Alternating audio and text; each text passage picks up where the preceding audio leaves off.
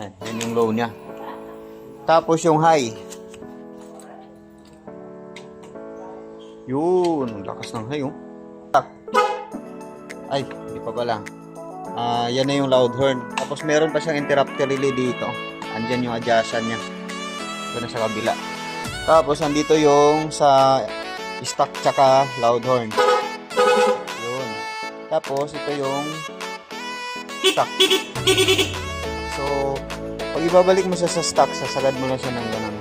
Kahit pindutin mo ito. Kahit pindutin mo siya, yun pa rin yung tutunog. Tapos isasagad mo ulit sa kabila.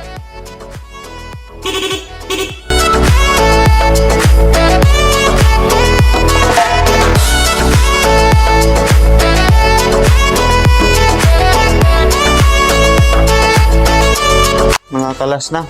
So yun, good morning mga paps. Ay, hapon na pala. Sorry. So ngayon, magkakabit kami ng mini driving lights mga katropops, no? Easy Ride 150 Fi. Wow. So ngayon, nice. Provide na to ni Pops. Shout out, Pops.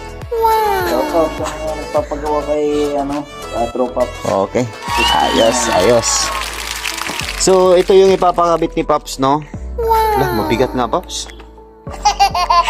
Saan mo nabili to? TikTok? Shop mismo. So kaya naman siguro sa ano mo. So ito siya. So 3 wires lang siya. So high and low. Testingan natin ito mamaya. Tapos yun, PIA. So yun, original naman. Kasi mabigat. So ayun siya mga Pops, no? Nire-rewire ko muna. So bumili na rin si Pops ng bracket niya. Ito pang 150Q talaga. Saan mo nabili ito, Pops? Shopee. Sa Shopee. Yun, sa Shopee daw niya nabili to. Yes! Yan, mukhang matibay naman. Matibay naman. Okay naman siguro. Matibay naman to. Nakabit na. So ayun. Ayun, update ko kayo mga Pops pag mabuo na to mamaya. Then sound check tayo, tapos sa ilaw check tayo, okay? Alright.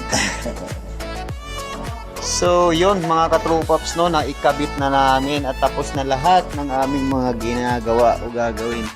So okay, sample muna tayo sa busina. Yan, busina muna tayo ha. Ito may stock to, andito yung niya oh. Andito yung switch niya sa stock. Stock. Ay, hindi pa pala. Yan na yung loud horn. Tapos meron pa siyang interrupter relay dito. Andyan yung adjustment niya. Ito na sa kabila. Tapos andito yung sa stock tsaka loud horn. Yun.